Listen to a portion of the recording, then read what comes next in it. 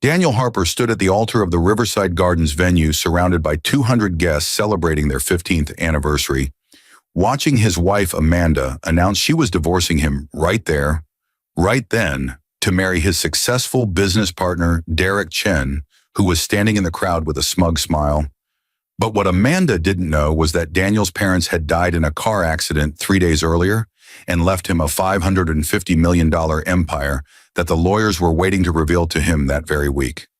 Daniel, a humble architect who'd spent 15 years building a quiet life with the woman he adored, believed he'd lost everything when his wife divorced him in front of their friends, family, and colleagues at what was supposed to be a vow renewal ceremony, completely unaware that he'd just inherited not only his parents' fortune, but also the controlling shares in the architecture firm where Derek worked. Amanda married Derek in a lavish ceremony 6 weeks later, posting every detail on social media while Daniel grieved his parents and his marriage in silence. But neither his ex-wife nor his former partner knew that Daniel now owned 40% of Chen and Associates Architecture, Derek's self-made company that was actually built on Daniel's parents' initial investment. What happens when a man publicly humiliated discovers he holds the power to destroy everyone who betrayed him? What did Daniel do when he inherited $550 million that would crush his ex-wife so completely at her new wedding that she'd never recover? And why would a betrayal so public, a divorce so calculated, and a business partner's ultimate deception lead to a reckoning so devastating it would leave everyone who witnessed it speechless? Daniel Harper adjusted his tie for the third time, hands trembling slightly as he stood beneath the white archway decorated with Amanda's favorite peonies. 15 years. 15 years of marriage, and here they were at Riverside Gardens, the same venue where they'd gotten married, surrounded by everyone they knew. Amanda had insisted on renewing their vows, had spent months planning every detail, had told him it was important to recommit publicly to their love. He'd thought it was romantic, now looking at her face as she stood across from him in her stunning white dress. He saw something he couldn't quite name, something cold beneath her smile. "Friends and family," Amanda began, her voice clear and strong, not waiting for the officiant. "Thank you for being here today. I asked you all to come because I wanted witnesses to something important." Daniel smiled, assuming this was part of her speech about their journey together. But Amanda's eyes weren't warm. They were hard, determined, final. 15 years ago, I married Daniel Harper thinking he was going to be something.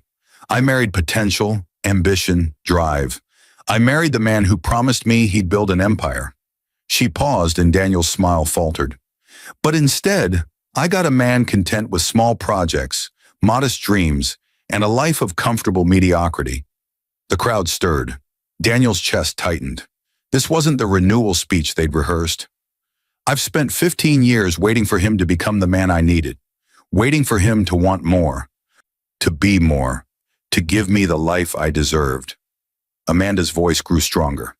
But he never did, and I'm done waiting. Daniel found his voice. "Amanda, what are you?" "I'm divorcing you, Daniel. Right here, right now, in front of everyone who watched us make promises we both know you couldn't keep." She pulled papers from beneath her bouquet. "These are already signed by my lawyer. You just need to sign them." The world tilted. Daniel heard gasps, whispers, someone's shocked cry. His mother's sister, Aunt Carol, started to stand, but her husband pulled her back down. "There's someone else," Amanda continued and turned to the crowd. "Derek, come up here." Derek Chen emerged from the third row, impossibly handsome in his tailored suit, wearing the confident smile of a man who'd already won. Daniel's business partner, his friend of 10 years, the man whose architecture firm had grown from startup to industry leader, while Daniel's small independent practice stayed deliberately modest. Derek took Amanda's hand. She leaned into him with practiced ease. "Derek Chen is everything I needed Daniel to be," Amanda said. "Ambitious, successful, willing to do whatever it takes to win. He's built an empire. He's given me the life I always wanted. And I'm going to marry him." Daniel's voice came out strangled. "You've been, how long?" 2 years, Derek said, speaking for the first time, his tone almost apologetic but his eyes triumphant. "I'm sorry, man. We tried to fight it. But Amanda deserves someone on her level.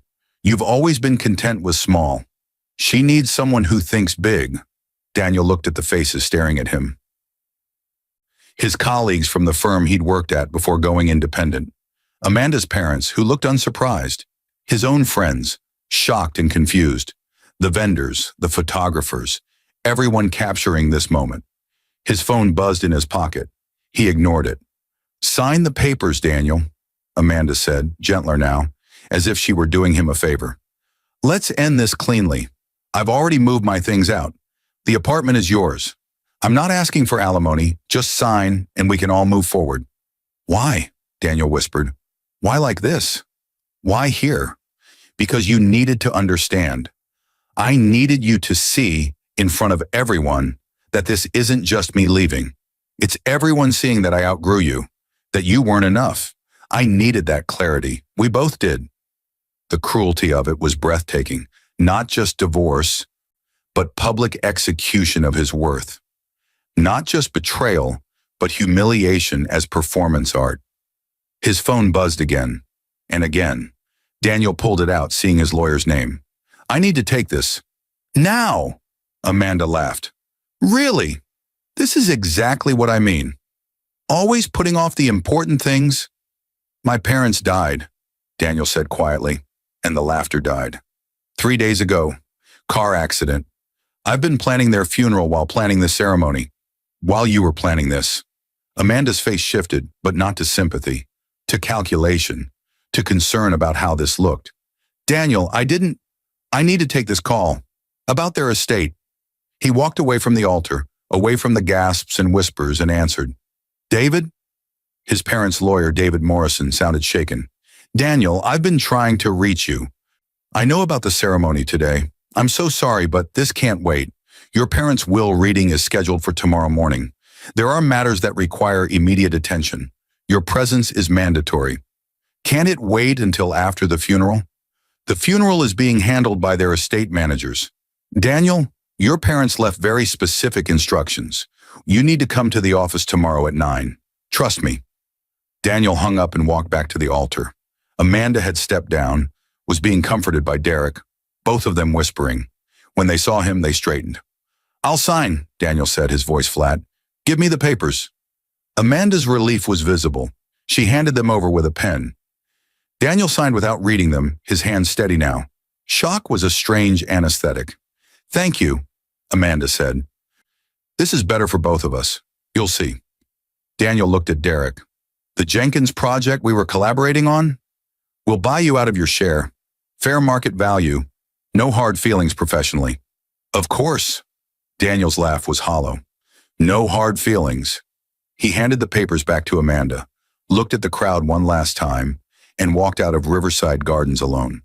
Behind him, he heard Amanda's voice, bright and recovered. "Well, that's done. Now let's have a party anyway. Celebrate new beginnings." Some people cheered. Some people left. Daniel didn't look back to see which. Daniel sat in his car in the parking lot for an hour, unable to drive, unable to think. His phone filled with messages, some sympathetic, some curious, some gleefully sharing the video that was apparently already circulating online. Architect gets publicly divorced at vow renewal. His best friend from college, Marcus, called. "I'm coming over." "Don't. I'm already in my car." Marcus arrived at Daniel's apartment, the apartment Amanda had already vacated, with pizza and beer. He didn't ask questions, just sat with Daniel in silence until Daniel was ready to talk. "She planned it for months," Daniel said finally. "Every detail. She knew exactly what she was doing. She's a monster. She thinks she's pragmatic. She wanted more. I didn't give it to her, so she found someone who would. Derek's a snake. Derek's successful. That's all that matters to her." Daniel opened a beer. "My parents died, Marcus, and I spent 3 days helping her plan the ceremony that would destroy me. She knew they died. She sent flowers to their house, and she still went through with it." Marcus was quiet for a long moment. "What did the lawyer want?" "Will reading tomorrow, estate stuff. I don't even know what they had. They always lived simply. Dad was an architect like me. Mom taught music. They had their house, some savings. I'll probably inherit enough to bury them and pay off my student loans. That's something. It's nothing compared to what I lost today. Daniel's voice cracked. 15 years, Marcus. 15 years of loving someone who was measuring my worth by my bank account the whole time. They drank in silence. Outside, the city hummed with Friday night energy. Inside, Daniel felt hollowed out, empty, broken in ways he didn't know he could be broken. His phone buzzed. A text from Derek. I know this is hard, but Amanda and I want to move forward as friends. She still cares about you. We both do. Let's talk next week about the Jenkins project buyout. Daniel deleted it. Another text, this time from Amanda's mother. I'm sorry it happened this way, but Amanda has always known what she wants. I hope you can be happy for her. He turned off his phone. Marcus stayed until 3 a.m, then crashed on the couch. Daniel lay in bed, the bed he'd shared with Amanda for 15 years, staring at the ceiling, feeling the weight of public humiliation and private grief crushing him simultaneously. Tomorrow he'd bury his parents. Tonight he buried his marriage. He didn't cry. He couldn't. The shock was too complete, too overwhelming. He just lay there feeling nothing and everything, wondering how his life had collapsed so completely in 3 days. David Morrison's law office was in downtown Seattle, occupying the top floor of a building Daniel's father had designed 30 years ago. Daniel noticed this as he entered, feeling the ghost of his father's aesthetic in every line and angle. His parents had been in his life 3 days ago. Now they were gone, and he was here to divide up whatever small estate they'd left.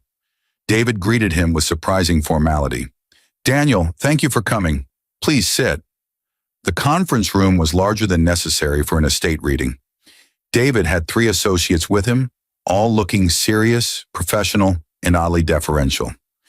Before we begin, David said, I need to ask, are you aware of your parents' financial situation? They lived modestly.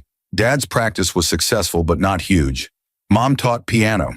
They owned their house outright. Maybe $500,000 in assets total? David's expression was strange. Daniel, your parents were worth considerably more than that. What do you mean? David slid a folder across the table. Your father, Thomas Harper, was one of the founding investors in Chen & Associates Architecture. He provided the initial capital that allowed Derek Chen to start the firm 20 years ago. In exchange, he took a 40% ownership stake. Daniel's world tilted. What? Your father never told you because he believed in letting Derek build the company without interference. He was a silent partner, but he owned 40%. Your mother owned another 10% that Derek's father signed over to her as thanks for introducing them. Together, your parents owned half of Chen & Associates. The room spun. Daniel gripped the table. That's not possible. Derek built that company. He always said, Derek built it with your father's money and mentorship. Your father designed the firm's signature approach to sustainable architecture. He just let Derek take public credit because he preferred working independently. David opened another folder. Chen & Associates is now valued at $800 million. Your parents' 50% stake is worth $400 million. Add their other investments, properties, and assets, and your total inheritance is $553 million.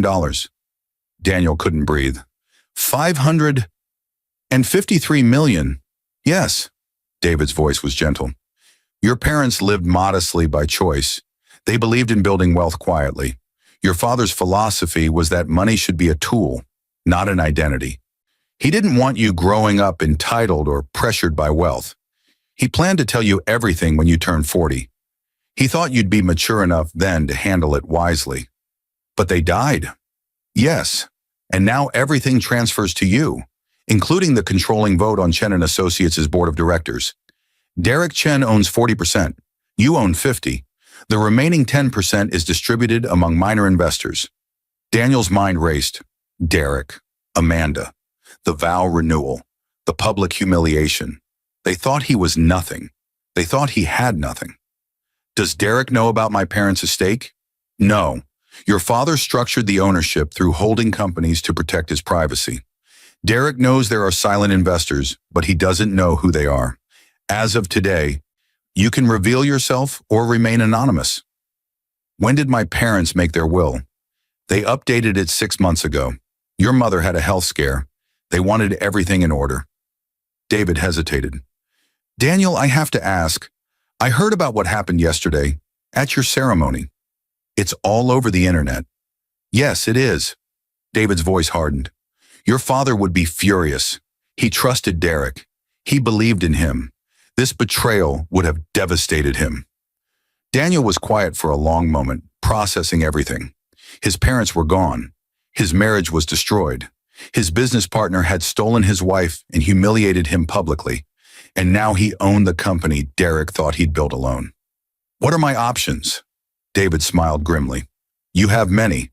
You could expose Derek's lies about being self-made. You could fire him from his own company. You could sell your shares and walk away rich.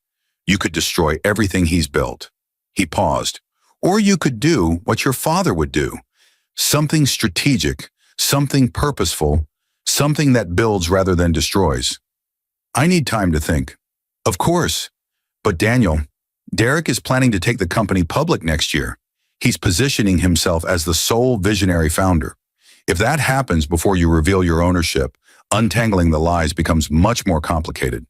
How long do I have? Weeks, maybe a month. Daniel stood. The room felt too small, too warm. $553 million. Half ownership of Derek's company. Everything Derek had built on his father's foundation while sleeping with his wife. I'll be in touch, Daniel said. Outside, Daniel walked through the city his father had helped design, seeing his father's buildings everywhere. Monuments to a man who'd achieved greatness quietly while letting others take credit. He thought about Amanda's words at the vow renewal. I married potential. I got mediocrity. She'd married legacy. She just hadn't known it. Daniel spent the next week in a strange suspended reality. His parents' funeral was small, private, attended by people he didn't know. His father's silent business partners, his mother's former students who'd become famous musicians, investors his parents had quietly supported. They told him stories about Thomas and Eleanor Harper, stories of generosity, strategic investment, quiet mentorship. Your father funded my first restaurant, one man said, never asked for recognition. Just believed in my vision. Your mother paid for my Juilliard tuition, a cellist told him. I didn't even know who she was. The scholarship just said, anonymous believer in beauty. Daniel realized he'd never really known his parents. He'd seen their modest house, their simple car, their quiet life. He'd never seen the empire they'd built, the lives they'd touched, the legacy they'd created in shadow. The video of his public humiliation had gone viral. Entitled Wife Divorces Humble Architect was the headline on most sites. Comments were split, some sympathizing with Daniel, others defending Amanda's right to want more from life. Daniel didn't read them. He had Marcus change his passwords and hide his phone. Derek called 3 times. Daniel didn't answer. Amanda texted, I know you're hurting, but Derek and I are moving forward. We're getting married next month.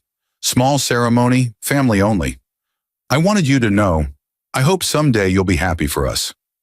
Daniel stared at the message for an hour. Next month. 6 weeks after destroying him publicly, 4 weeks after his parents died. They weren't even waiting. He called David Morrison. I want to stay anonymous for now, but I want to know everything about Chen and Associates. Every contract, every client, every financial detail. I want to understand what my father built. I'll have the files sent over. Daniel spent 2 weeks reading. His father's company was brilliantly structured, ethically managed, and creatively groundbreaking. Derek had good instincts, but every major innovation traced back to Thomas Harper's notes, suggestions, guidance. Derek had been the face. Thomas had been the mind. And Derek didn't even know it. Daniel found himself thinking about his father's approach, building without ego, investing without control, creating legacy through other people's success. It was the opposite of Derek's approach, which was all flash and positioning, all personal brand and public credit. Marcus came over with Thai food. What are you going to do? I don't know yet. You could destroy him. I could, but you won't. My father wouldn't. Daniel looked at his friend. But I'm not my father, and I'm tired of being the person everyone thinks they can dismiss. So what's the middle ground? Daniel smiled for the first time in weeks. I don't know yet, but I'll figure it out. Amanda's wedding invitation arrived 3 weeks after the vow renewal. It was elegant, expensive, everything she'd ever wanted. Daniel stared at it, reading the names. Amanda Foster and Derek Chen request the honor of your presence. Foster. She'd already changed back to her maiden name, erased 15 years in 3 weeks. The wedding was at the Olympic Hotel, the most exclusive venue in Seattle. Black tie, 200 guests. The invitation included a +1. Daniel called Marcus. Want to crash a wedding? Absolutely. They went shopping. Daniel bought a suit that actually fit his new reality. Tom Ford, perfectly tailored, expensive in a way that didn't scream but whispered. He got a haircut at the place Amanda had always said was too expensive. He bought shoes that cost more than his car payment. When Marcus saw him dressed, he whistled. You look like money. I'm starting to feel like it too. The day before the wedding, David Morrison called. Derek filed paperwork to take the company public. He's moving fast. If you're going to reveal your ownership, it needs to be soon. I'm going to the wedding tomorrow. That's bold. My father built that company. Derek's been lying about it for 20 years. Amanda left me because she thought Derek was self-made and I was nothing. I think it's time everyone knew the truth. Be careful, Daniel. Public revelations can backfire. So can public humiliations. But Amanda taught me the value of witnesses. Daniel's voice was hard. If she can divorce me in front of everyone, I can tell the truth in front of everyone. David was quiet. Then, your father would either be proud or horrified. I genuinely can't tell which. Me neither. I guess we'll find out. The Olympic Hotel ballroom was everything Amanda had dreamed of. Crystal chandeliers, white roses everywhere, a string quartet playing classical music. Daniel and Marcus arrived exactly on time, dressed impeccably, carrying the confidence of men who belonged. The usher checked their invitation without really looking at Daniel's face. They were seated toward the back, which was perfect. Daniel wanted to observe, to wait for the right moment. He watched Amanda float down the aisle in a dress that probably cost $50,000. Watched Derek beam at the altar, triumphant and proud. Watched Amanda's parents cry with happiness. Watched the same guests who'd witnessed his humiliation now celebrating his betrayers. The ceremony was traditional, elegant, quick. When the officiant said, "If anyone objects to this union, speak now," Marcus elbowed Daniel. Daniel shook his head. Not yet. I now pronounce you husband and wife. The crowd erupted. Amanda and Derek kissed, turned to face everyone, radiant with victory. The reception began. Cocktail hour, then dinner. Daniel and Marcus stayed quiet, invisible in the crowd. Daniel watched Derek work the room, shaking hands, accepting congratulations, telling the story of his self-made success to anyone who'd listen. I started Chen & Associates with nothing, Derek said to a group of investors. Built it from the ground up, pure vision and determination. Daniel felt his jaw tighten. Marcus put a hand on his arm. Easy. During dinner, Derek gave a toast. I want to thank everyone for celebrating with us today. Amanda and I have waited a long time for this. We both knew what we wanted, and we weren't afraid to reach for it. That's what life is about, having the courage to chase excellence, to build empires, to refuse to settle for mediocrity. The room applauded.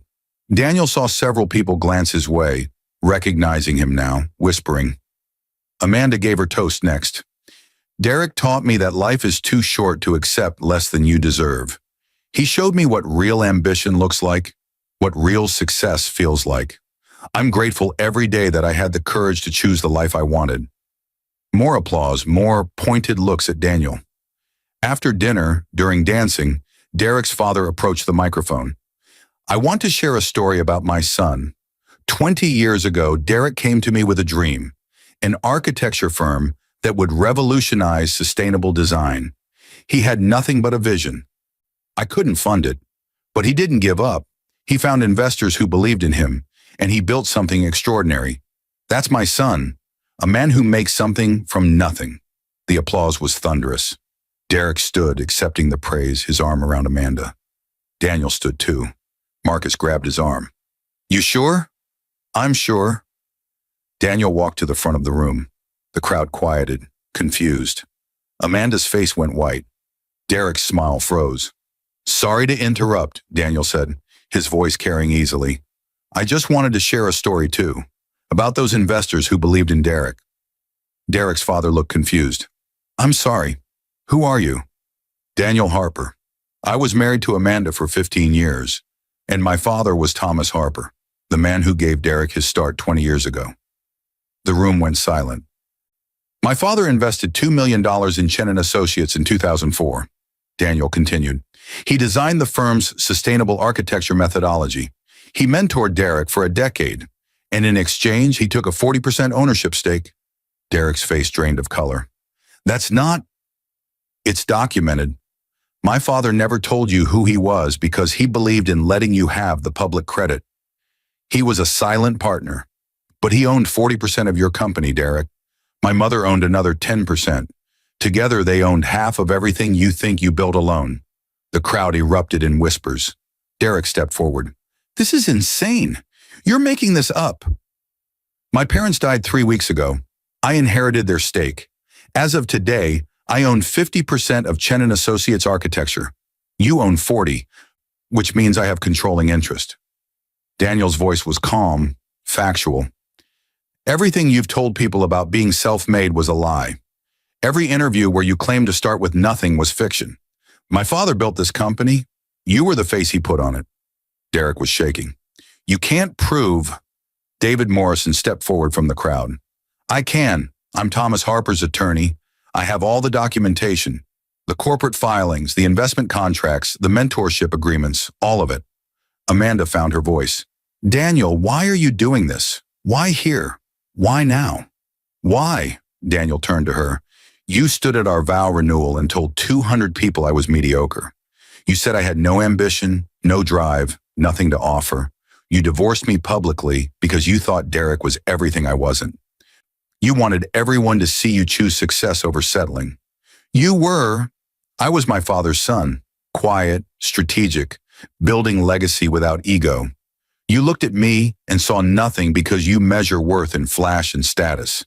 You looked at Derek and saw everything because he's good at performance. Daniel's voice was steady, strong, but Derek built his empire on my father's foundation. Everything he has because my family gave it to him. And you left me for a man who's been lying about his success for 20 years. The room was frozen. Phones were out, recording. This would be viral by morning. Derek stepped forward, desperate. Daniel, we can talk about this. Privately, work something out. Like you and Amanda worked things out privately for 2 years, while I thought you were my friend? Daniel shook his head. No. You taught me the value of public moments. Amanda taught me the importance of witnesses. So here we are. What do you want? Derek's voice was tight. I want the truth told. I want my father's legacy acknowledged. I want the company he built to honor his values, not your ego. Daniel paused. And I want you to understand what it feels like to have your life exposed in front of everyone you know. Amanda was crying now. I didn't know. I swear I didn't know about your parents. You didn't care to know. That's worse. Daniel looked at her directly. You wanted someone successful. Well, congratulations. You married a man whose success was built on my family's generosity, who's been lying to everyone, including himself, for 20 years. I hope he's everything you dreamed of. Daniel turned to leave. Derek grabbed his arm. You can't do this. You can't just destroy what I've built. I'm not destroying anything. I'm revealing what was always true. You built something real, Derek. You're talented, but you built it on my father's foundation, with my father's money, using my father's ideas. And you erased him from the story because it was easier to be self-made than grateful. What happens now? Derek's voice was broken. Now? Now we have a board meeting on Monday. We discuss the future of Chen & Associates. We decide if the company continues with you as figurehead or if we tell the full truth about who really built it. We decide if you can handle success with honesty instead of fiction. Daniel pulled his arm free and walked out of the ballroom. Behind him, chaos erupted. Shouting, crying, the sound of a wedding imploding. Marcus caught up with him in the lobby. That was the most savage thing I've ever witnessed.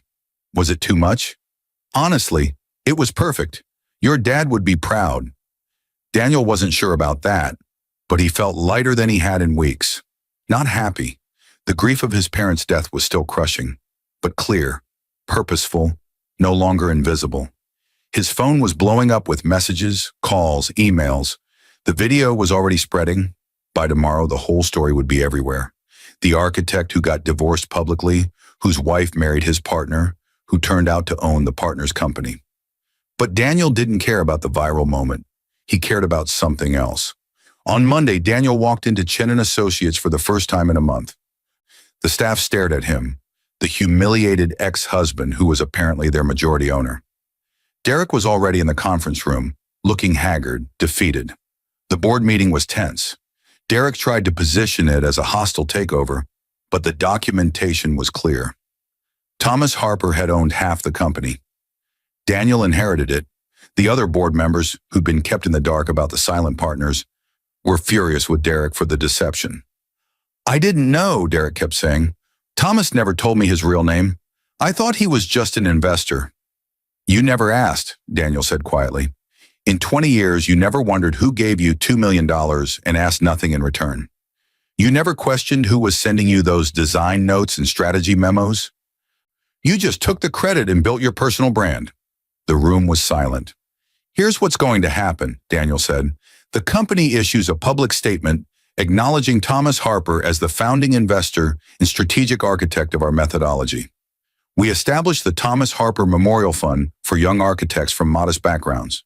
We restructure the company values to reflect his philosophy, build legacy, not ego. And me?" Derek's voice was hollow.